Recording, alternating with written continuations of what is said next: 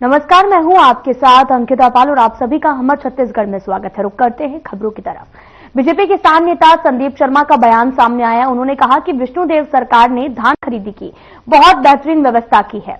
किसान अपना टोकन खुद ही काट रहे हैं। धान खरीदी का काम बिना किसी दिक्कत के चल रहा है। साथ ही उन्होंने ये भी कहा कि विष्णुदेव साई की सरकार की नीतियों के चलते पिछली बार से भी ज्यादा किसानों ने पंजीकरण कराया है। सरकार के नेतृत्व में इस वर्ष छत्तीसगढ़ में धान खरीदी का कार्य तीव्र रफ्तार से चल रहा है। पिछले साल के 130 लाख टन धान खरीदी के लक्ष्य के विरुद्ध इस वर्ष साय सरकार ने 160 लाख टन धान खरीदने का लक्ष्य रखा है, जो कि पिछले साल से 30 लाख टन धान अधिक होता है। इस वर्ष छत्तीसगढ़ में 27.7 लाख किसानों ने अपना पंजीयन कराया है और इसको देखें तो पिछले साल की तुलना में 1.5 लाख से अधिक किसानों ने इस बार पंजीयन कराया है। रकबा के हिसाब से यदि देखें तो पिछले साल की तुलना में इस वर्ष किसानों ने लगभग 3,80,000 एकड़ जमीन का ज्यादा पंजीयन कराया है। इस वर्ष अब तक 26 लाख टन धान की खरीदी विष्णुदेव सरकार ने कर ली है। इसके साथ ही साथ इस बार एक महत्वपूर्ण काम किया गया है। तुहर हाथ तुहर ऐप नाम के ऐप से किसानों को स्वयं स्वतंत्रता दी गई है कि वे अपना टोकन खुद काट सकें और इस योजना के तहत अब तक किसानों ने काफी लाभ उठाया है। आगे धान खरीदी के लिए लगभग 1 लाख से ज्यादा टोकन जारी किए गए हैं, जिसमें से तुहर हाथ तुहर टोकन के ऐप के माध्यम से किसानों ने लगभग 45,000 टोकन स्वयं काट लिए हैं। यह अपने आप में एक अभूतपूर्व निर्णय है। कुल मिलाकर के यदि देखा जाए तो छत्तीसगढ़ में धान खरीदी का कार्य जो है निर्बाध गति से चल रहा है और कहीं पर किसी प्रकार की दिक्कत का सामना नहीं करना पड़ रहा है। इसके लिए हम जितना भी हो सके साय सरकार के द्वारा बनाई गई व्यवस्था की भूरी भूरी प्रशंसा करते हैं और उनको धन्यवाद करते हैं कि उन्होंने जो वादा किया था कि किसानों का जितना धान हम खरीदेंगे उतना वे धान खरीद रहे हैं। साथ साथ छत्तीसगढ़ में किसानों को 3100 रुपये प्रति क्विंटल देने का जो वादा किया था उसको भी निभाया जा रहा है। पिछले साल जिस ढंग से अंतर राशि का भुगतान एक साथ किया गया था, सरकार इस साल भी अंतर की राशि का एक साथ भुगतान करने के लिए वचनबद्ध है और तत्काल समर्थन मूल्य की राशि किसानों के खाते में जिस ढंग से 2-3 दिन में आ रही है वो अत्यंत ही प्रशंसनीय है। इसके लिए छत्तीसगढ़ किसान मोर्चा और छत्तीसगढ़ के समस्त किसान जो हैं विष्णुदेव सरकार के प्रति अपना आभार प्रकट करते हैं।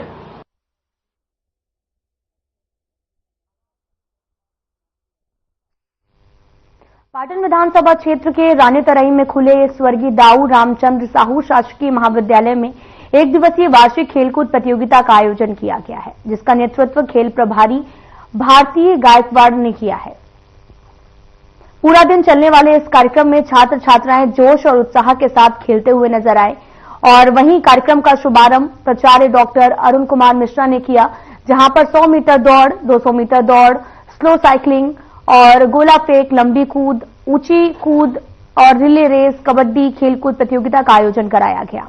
कार्यक्रम में महाविद्यालय के वरिष्ठ सहायक प्राध्यापक डॉक्टर आलोक शुक्ला, चंदन गोस्वामी, डॉक्टर रेशमी महेश्वर और शगुफ्ता सिद्दीकी, अंबिका ठाकुर बर्मन और रेणुका वर्मा समेत गणमान्य लोगों ने शिरकत की है। इस मौके पर महाविद्यालय के छात्र छात्राएं भी अधिक संख्या में उपस्थित रहे और इस मौके पर खेल प्रभारी भारतीय गायकवाड़ ने भी बताया कि हर साल खेल प्रतियोगिता का आयोजन किया जाता है और जिसमें बच्चे बढ़ चढ़कर हिस्सा लेते हैं।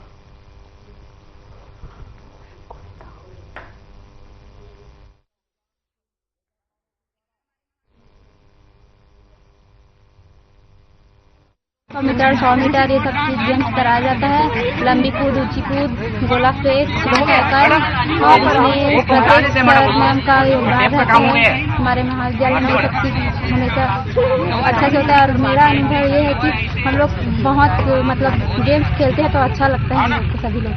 यहाँ महाविद्यालय में प्रतिवर्ष खेलकूद प्रतियोगिताओं का आयोजन किया जाता है, जिसमें अनेक प्रकार की प्रतियोगिताएं होती हैं, जैसे कि दौड़ प्रतियोगिता, कबड्डी, लंबी कूद, ऊंची कूद, स्लो साइकिलिंग वगैरह, जिससे बच्चों का सर्वांगीण विकास हो सके, वो शारीरिक मानसिक रूप से स्वस्थ हो सके। तो हमारे महाविद्यालय का वातावरण भी इससे बहुत अच्छा हो जाता है। खेलकूद कराने से बच्चे भी इसमें बहुत रुचिपूर्वक भाग लेते हैं तथा इसमें बहुत अधिक संख्या में बच्चे हमारे यहाँ पार्टिसिपेट करते हैं। कराने का मुख्य उद्देश्य ये रहता है कि हमारे बच्चों का सभी तरह से विकास हो सके और वो ज़्यादा से ज़्यादा इन प्रतियोगिताओं में भाग लें, मानसिक रूप से स्वस्थ भी रहें और शारीरिक रूप से भी उनको स्वस्थ रहना चाहिए। खेलों के प्रति अवेयरनेस बच्चों में जागरूकता पैदा हो सके। आजकल सब बच्चे मोबाइलों में ज्यादातर लगे रहते हैं, तो हम लोग चाहते हैं कि बच्चे शारीरिक रूप से भी स्वस्थ हों और इन सब प्रतियोगिताओं में बढ़ चढ़ कर हिस्सा लें।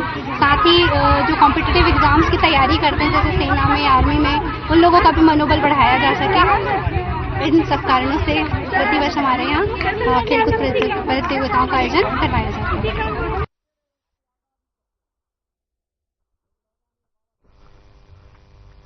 पूरे प्रदेश में कांग्रेस धान खरीदी केंद्र चलो अभियान चला रही है, जिसको लेकर पूर्व सीएम भूपेश बघेल ने बयान दिया है। कांग्रेस के वरिष्ठ नेता पदाधिकारी धान खरीदी केंद्रों में गए और जहां उन्होंने देखा कि पूरे प्रदेश में धान खरीदी केंद्र में अव्यवस्था से किसान परेशान हैं। सरकार की कोशिश है कि कम से कम धान खरीदी की जाए और प्रदेश की सभी सोसाइटियों में ये परेशानियां देखने को मिली हैं। साथ ही उन्होंने आरोप लगाते हुए कहा कि पूरे प्रदेश में धान खरीदी केंद्रों में अव्यवस्था का आलम है।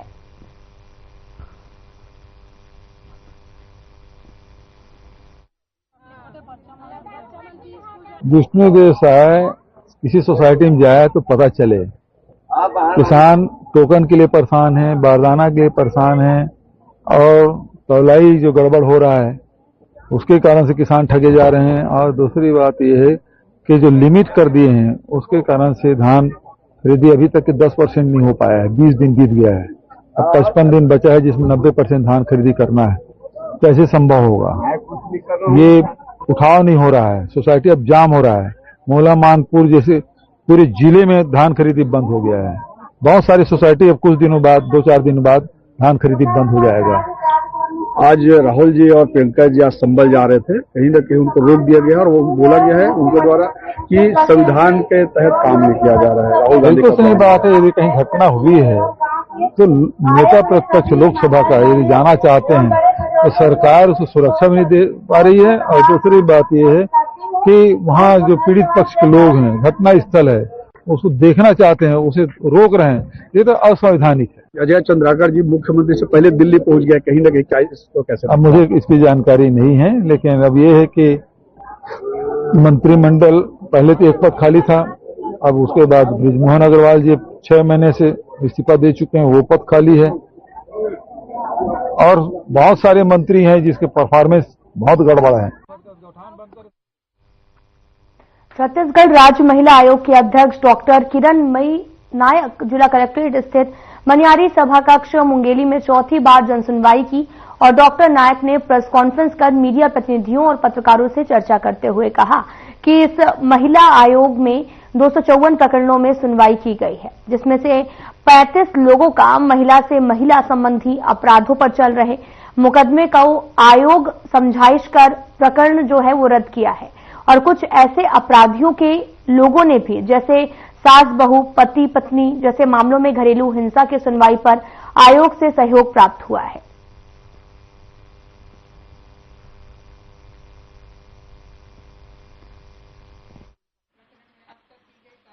मुंगेली में ये लगातार हमारी चौथी जनसुनवाई है और पूरे प्रदेश में 292 नंबर की जनसुनवाई है। आज हम 11 मामले लेकर आए थे और हमारे साथ हमारे दोनों नए सदस्य उपस्थित हैं। सरला कौशल्या जी जो पूरे बिलासपुर संभाग की प्रभारी हैं, लक्ष्मी वर्मा जी जो रायपुर संभाग की प्रभारी हैं। और आज हम सब ने मिलकर के जो सुनवाई की है, इसमें 5 मामले नस्तीबद्ध हुए हैं, 5 मामले हमने रायपुर ट्रांसफर किए हैं और 1 मामला यहीं पेंडिंग है। आज 2-3 थोड़े से एक्सक्लूसिव जो विषय थे वो बताने की कि एक मामला था जिसमें ससुर और बहू के बीच में समझौता हुआ, क्योंकि पति की मृत्यु के बाद बहू घर से निकल गई थी और उसने एक मकान पर कब्जा कर लिया था और संपत्ति चाह रही थी। पर ससुर ने जब परिस्थिति बताई और वो राजी हुआ कि वो बहू को 1/4 हिस्सा सारी संपत्ति में देगा, तो दोनों के बीच सुलह हो गई और बहू ने ससुर से माफी भी मांगी।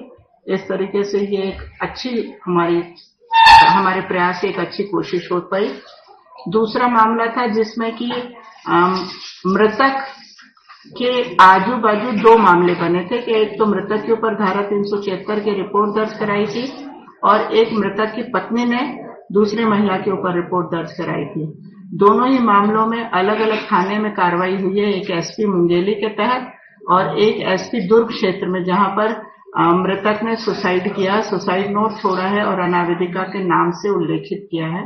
तो दोनों मामलों में हम एसपी से प्रतिवेदन मंगाने के बाद एक्शन लेंगे और उचित कार्रवाई करेंगे। एक लेखापाल महिला का मामला था जिसमें भी विभाग से डीएफओ से हम रिपोर्ट मंगाएंगे, और एक मामला था जिसमें एक महिला सरपंच का एक मेरी रिकॉर्डिंग है और मैंने देना है इसका पैसा, उस आधार पर आज उस प्रकरण को नस्ती किया और आवेदिका को समझाइश दिया कि वह दीवानी न्यायालय में करके उससे अपने पैसे वापस प्राप्त कर सकती है। प्रदेश में बच्चों या महिलाओं के प्रति बढ़ते जो अपराध हैं उसको लेकर क्या कहेंगे? देखिए, ये पुलिस प्रशासन का विषय होता है कि किन किन जगहों पर ऐसी कार्रवाई हो रही है। हम महिला आयोग की तरफ से उन मामलों में एक्शन लेते हैं जहां पर पुलिस एफआईआर करने में हीला हवाला करती है, या हमको लगता है कि इसमें तुरंत सेंसिटिव मामला है और महिला को कुछ सपोर्ट की जरूरत है, तो हम उसको स्वतः संज्ञान में लेकर के हमारी टीम के माध्यम से कार्रवाई करते हैं और हमारे सदस्य अपने अपने संभाग क्षेत्र में जाकर उसकी विजिट करती हैं और उस पर अपनी रिपोर्ट देती हैं, तो हम कार्रवाई करते हैं। तो हमारी जिम्मेदारी वहीं तक रहती है जहां तक यदि पुलिस एफआईआर लिख लेती है तो फिर हम दखलंदाजी नहीं करते हैं, और यदि पुलिस एफआईआर नहीं लिखती है तो फिर महिला आयोग के पास अपने पूरे क्षेत्राधिकार पावर का उपयोग करके हम एसपी और टीआई सभी को हमारे यहाँ तलब करते हैं और उनके खिलाफ कार्रवाई भी करते हैं। मैडम, महिला आयोग की नहीं, मुंगेली जिले में टीम नहीं होती है जी। एक्चुअल में क्या, जो हमारे जैसे संभाग में आए हैं, परंतु यदि कभी कोई महिला रिलेटेड कोई प्रॉब्लम होती है तो मैडम आएंगे। जैसे यहाँ एक व्हाट्सएप नंबर है 9098382225। ये व्हाट्सएप कॉल सेंटर है। आपको आवेदन चिट्ठी से या तो पोस्ट कर सकते हैं महिला आयोग में, मेल भी कर सकते हैं, आप व्हाट्सएप में पीडीएफ बना के भी भेज दो या फोटो खींच के भेज दो, तो हम उसको भी केस पंजीबद्ध कर लेते हैं। इससे महिलाओं का भरोसा महिला आयोग पर बढ़ा, क्योंकि यहाँ पर हम क्विक डिस्पोजल करते हैं, क्विक रिलीफ मिलती है और उनको बहुत मतलब जीरो मेंटेनेंस कह सकते हैं आप, 1 रुपया भी खर्च नहीं होता महिला आयोग में शिकायत करने में। सिंपल एक एप्लीकेशन होता है कि अगर व्हाट्सएप में भी एप्लीकेशन आ जाते हैं और महिला आयोग जिला स्तर पर जाकर सुनवाई करना, तो हमारे पास केसेस की संख्या बढ़ी है। कोर्ट जाने के बजाय महिला आयोग में आना अच्छा मानती है महिलाएं। तो लगभग 6000 केसेस का डिस्पोजल महिला आयोग से अब तक हो चुका है और आज की तारीख में भी हमारे पास लगभग 2000 मामले पेंडिंग है। और हम पूरे प्रदेश में जिला स्तर पर जाकर के जो कैंप कोर्ट करते हैं तो महिलाओं को अपने जिला मुख्यालय तक ही आना पड़ता है। हाँ, मेरा वही कहना था, महिलाओं को अभी भी ना महिला आयोग तक जाने के लिए ना, हम लोगों ने अपनी तरफ से इसकी पब्लिसिटी का भी बहुत प्रयास किया था। यदि आप लोगों को पता हो तो मुंगेली में हमने मुख्यमंत्री महतारी न्याय रथ चलाया था ब्लॉक स्तर पर।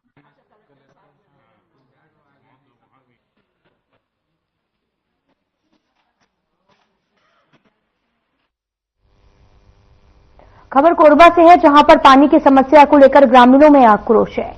पूरा मामला नगर पालिका परिषद कटघोरा के वार्ड नंबर 7 सुराबहार का बताया जा रहा है, जहां पर आक्रोशित लोगों ने पीएचई कार्यालय कटघोरा का घेराव किया है और कार्यालय के बाहर जमकर नारेबाजी की है। साथ ही उन्होंने ये भी कहा कि अगर मांगे पूरी नहीं हुई तो आने वाले समय में नगरीय निकाय चुनाव का बहिष्कार करेंगे।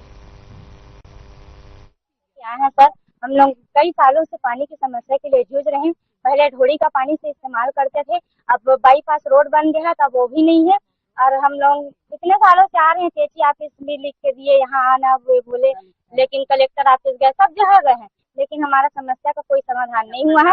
अब हम लोग चक्का जाम करेंगे, सोच रहे हैं, कर चुके हैं एक बार और फिर से करेंगे और चुनाव का भी बहिष्कार करेंगे। 10 दिन के अंदर में तो हम कुछ भी कर सकते हैं, चक्का जाम करें या किसी का जान जाए, इसमें हम लोग को कोई जवाबदारी नहीं। हम लोग पानी के लिए तरफ तरफ के मर रहे हैं, हमारा कोई ध्यान ही नहीं देता है। उसके नगर पालिका जाओगे तो नगर पालिका वाला टाइम टेबल दिखाता है, वहाँ जाओगे तो वो टाइम टेबल दिखाता है, यहाँ आओगे तो इन लोग टाइम टेबल दिखाते हैं। कैसे करें? छोटे छोटे बच्चे को हम लोग बताओ, आज 18-19 साल से हम लोग वहाँ बिना पानी का अपना जिंदगी व्यवस्था कर रहे हैं। कभी टैंकर आता है तो कभी नहीं आता है, न बोर है, न टंकी है, न कुछ भी नहीं है। जब वहाँ चक्का जाम किए थे नगर पालिका के पास तो हम लोग को आश्वासन दिए थे कितना दिन में यहाँ बोर या कुछ भी पाइप हम लोग गड़वा देंगे करके। एक पाइपलाइन बिछाए है, टंकी को खड़ा कर दिए, वो सूखा पड़ा है। उसमें कोई एक डब्बा पानी ला के नहीं डालता है। उसको दिखाने के लिए सिंटेक्स को हमारे मोहल्ले में गाड़ के रखे हैं। मेरा नाम अशोक तिवारी है। मैं खुटरीगढ़ वार्ड नंबर 7 निवासी हूँ, शिकारी पाया।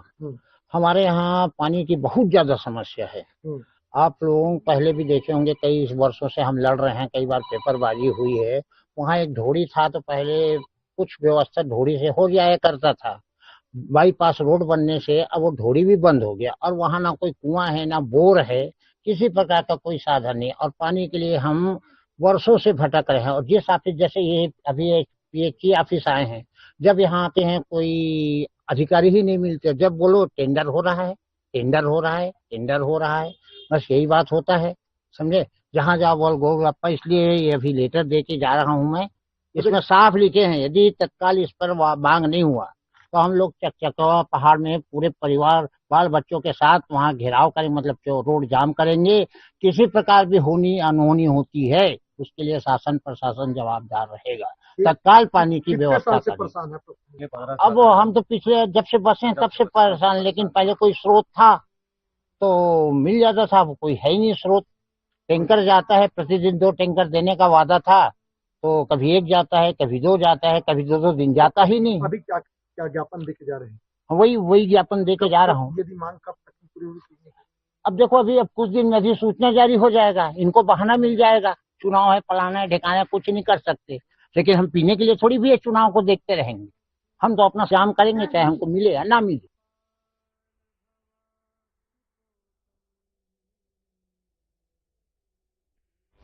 खबर सक्ती से है, जहां पर पीएम आवास में फर्जीवाड़ा करने वाले रिश्वतखोर रोजगार सहायक पर जिला प्रशासन ने कार्रवाई शुरू कर दी है। सक्ती के ग्राम हरेठी में पदस्थ रोजगार सहायक अजय बरेट ने भी शासन की महत्वाकांक्षी योजना में जमकर फर्जीवाड़ा किया है और कमीशन के लालच में अपूर्ण मकान को भी पूर्ण दिखाकर फर्जी तरीके से शासन से भी जारी राशि को भी कराया गया और साथ ही सरकार को धोखा देते रहे।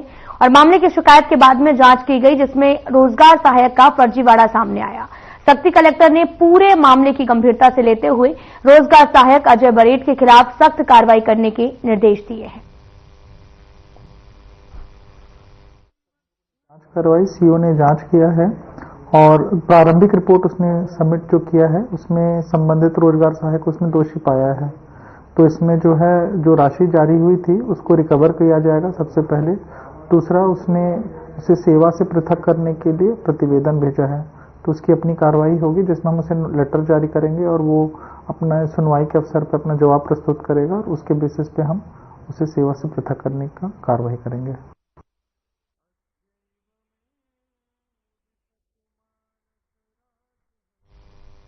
रायपुर में बीते दिनों हुई चोरियों के विषय में पुलिस को बड़ी सफलता मिली है, जहां लगभग 25 चोरियों के मामलों में शातिर चोर को पुलिस ने गिरफ्तार किया है। साथ ही पुलिस ने 30 लाख के सोने और चांदी के जेवरात चोरों से जब्त किए हैं। वहीं पूरे मामले पर 11 लोगों को गिरफ्तार पुलिस ने किया है और साथ ही 3 ज्वेलर्स को भी हिरासत में लिया गया है। साथ ही मामले की जानकारी देते हुए आईजी अमरेश मिश्रा ने बताया कि जब्त जेवरातों की कीमत जो है वो 1.5 करोड़ के आसपास आंकी गई है। और आईजी ने भी बताया कि चोरों ने कई जेवरात को गला दिया था और जिसके बाद में पुलिस ने चोरों से 30 लाख के जेवरात बरामद किए हैं। ये चोर चोरी करने के लिए बिना रेकी किए घटना को अंजाम देते थे। पुलिस चोरों को रिमांड में लेकर आगे की कार्रवाई कर रही है।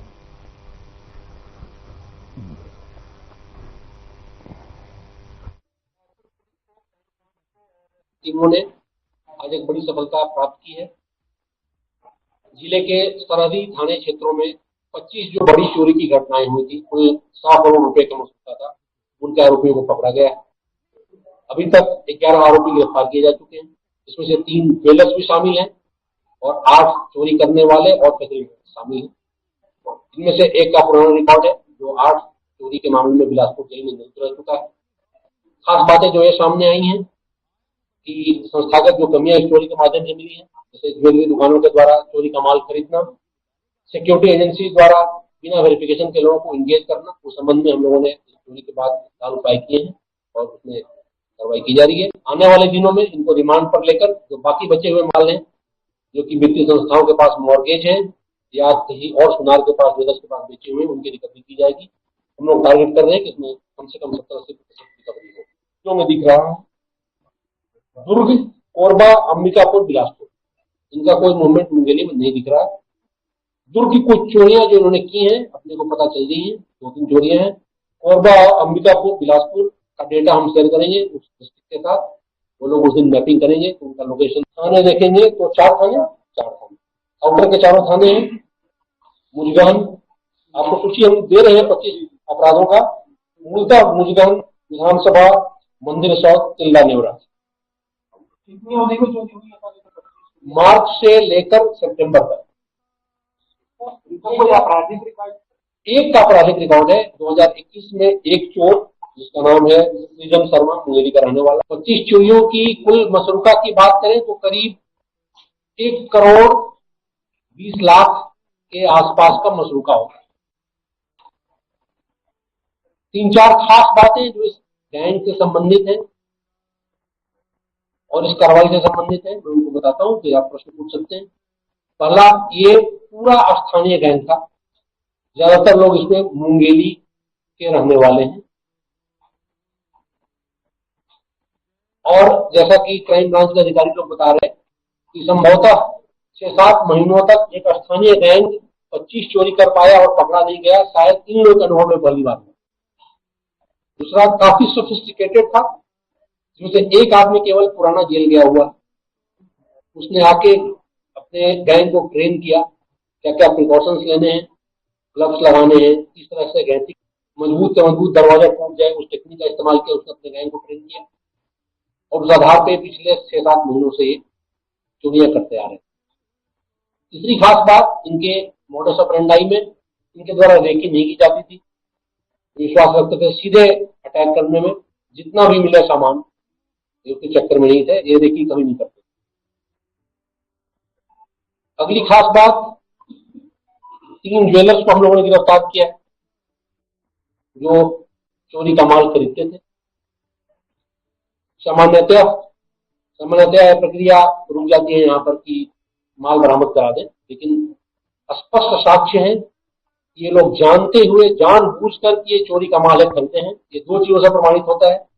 पहला, रेट इन्होंने 20% करीब दिया है। सोना का रेट जो भी मार्केट में, इन्होंने 5,000, 10,000, 15,000 ग्राम की कोई क्विक चेक चाह रहा है किसी को इंगेज करने के पहले काम में, तो क्विक चेक हमारे आईसीजे सिस्टम से करा, क्योंकि इसका एक्सेस पब्लिक के पास नहीं है, पुलिस के पास। और हम लोग को एक quick check centralised control room से यहाँ से देंगे, ताकि ऐसे लोग जो कहीं से अपराध किए हुए हों और रायपुर में काम इसलिए करने आए हों कि धीरे धीरे चोरी में आए, वो घटनाएं रोकी जा सके। दूसरी जो संस्थागत कमी सामने आई, उसका नाम समाधान ऐप के माध्यम से माननीय मुख्यमंत्री और माननीय गृह मंत्री जी ने आज उद्घाटन किया कि शहर के जितने भी जो भी हो, होटल हो, लॉज हो, होमस्टेड्स हो या कोई बेड एंड ब्रेकफास्ट सर्विस चला रहा हो, वो चाहे तो बड़ा छोटा डेटा भर के समाधान ऐप पे दे सकता है। उसको हम लोग एडॉप्शन कराएं, ये प्रयास करेंगे ताकि एडॉप्शन हो। वैसी भी कुछ चीजें सामने आई हैं कि ये लोग कुछ घरों में रुके थे कुछ दिन के लिए, लेकिन वो सिस्टम नहीं है। 88 लाख रुपए की ठगी हुई थी, उसकी 100% होल्डिंग इसमें से एक के पकड़ाने से पूरी हुई, क्योंकि कुछ लाख रुपए बच रहे थे उसके फ्लो में, उसका 100% पूरा हुआ। तो में एक ही व्यक्ति है जहां पे लोग रुके थे। देखिए, कुछ चीजें ऐसे हैं जो नियमों में है, लेकिन सहूलियत के हिसाब से देखना पड़ेगा। तो मुझे लगता है उसका आंसर आज समाधान ऐप के माध्यम से निकल सकता है, जो इजी टू यूज एक प्लेटफॉर्म बना है। हम लोग अभी चर्चा की आपस में कि पार्षदों के माध्यम से जनप्रतिनिधि बोले 1 करोड़ 20 लाख के माल में इनको कितना मिला होगा। बहुत कम माल मिला था इनको, बहुत कम पैसा मिला था लिक्विड करेंसी की बात करें तो, और उसका उपयोग पिछले 6 महीने में गाड़ियां खरीदने, ये करने वो करने इसी में हो गया। काफी मेहनत लगी, जाहिर सी बात है, इसलिए पकड़ने में टाइम लगा। तो एक आध जगह सीसीटीवी था, जैसे विधानसभा वाले में सीसीटीवी में हल्का आ गया था। गैंती इनका ट्रेडमार्क है, लाल गैंती, वहां से पता चला, उसको खरीदे, कहां से खरीदे बिल होना चाहिए। अभी तक जो इन्होंने बताया है, जब रिमांड पे लिए जा रहे हैं तो इनको लेके जाएंगे, हम रिकवर कर दें। इन्होंने बताया है कि हमारे पास कोई बिल नहीं था, लेकिन हमने मॉर्गेज किया। अगर सही पाया जाता है, कम से कम कितना 10 से 20 ग्राम 10 से 20 तोला तो 200 ग्राम के आसपास ज्वेलर्स के पास है या वो कहीं कहीं पाए गए हैं, उसको हम लोग रिमांड में आगे कार्रवाई करेंगे। 6 महीने की चोरी है, सारे स्थानीय हैं। गिरफ्तार में 3 चोर, 3 ज्वेलर्स और 5 वो लोग जो फैसिलिटेटर्स का काम करते थे, माल लेके देना, पैसा लेके आना, और वो भी अच्छा खासा कमीशन प्राप्त। इतने कुल गिरफ्तारियां हुई हैं। ये निर्देश बहुत पुराने हैं और ये निर्देश ही नहीं है, वो दिनों की अंडरस्टैंडिंग है कि उनका व्यवसाय प्रभावित ना हो और अपराध भी ना हो। ये अपराध की श्रेणी में आता है बताते हैं जी। 411 जो पुरानी धारा थी और अभी नए कानून में वो 317 हो गया है। तो जो 3 गिरफ्तारियां हुई है ज्वेलर्स की, वो 317 में गिरफ्तार किए गए। सख्ती करेंगे? बिल्कुल करेंगे, बिल्कुल करेंगे। यह 2-3 संस्थागत कमियां भी सामने आएंगी। इनमें से 2 लोग ऐसे हैं जो रायपुर के औद्योगिक क्षेत्रों में सिक्योरिटी गार्ड के तौर पर नौकरी की है, कुछ दिन कुछ महीने, किसी ने 1 महीना, किसी ने 1.5 महीना, किसी ने 15 दिन। उनमें से रिकॉर्डेड चोर भी है, बट पुलिस वेरिफिकेशन उनके द्वारा नहीं कराया क्योंकि यह संस्थागत कमी है। इसलिए उसको दूर करने के लिए प्रयास की हमारी चर्चा हुई है इस घटना के निकलने के बाद कि हम लोग क्या सिस्टम बना सकते हैं। सिस्टम जो हम लोगों ने सोचा है कि हम लोग एक 1 स्टॉप सेंटर बनाएंगे यहाँ पे कंट्रोल रूम में, डीएसपी में, जिसमें जो भी औद्योगिक इकाई या कोई पेटी कॉन्ट्रैक्टर या कोई भी किसी बाहरी आदमी को एंगेज करना चाह रहा है और वो क्विक चेक चाह रहा है। अगर पुलिस वेरिफिकेशन तो लंबी प्रक्रिया है, वहां पे पता करना, थाने से पता करना, बट क्विक चेक जो है डेटा के आधार पे ICDS हालांकि ये क्लेम करते हैं कि हमने इसको गिरवी के लिए रखा था, लेकिन गला दिया गया है सामान। तो जो आपके पास उपलब्ध है सामान, ये वो सामान है जो गला नहीं था, बाकी सामान। फिलहाल में इतना ही। नमस्कार।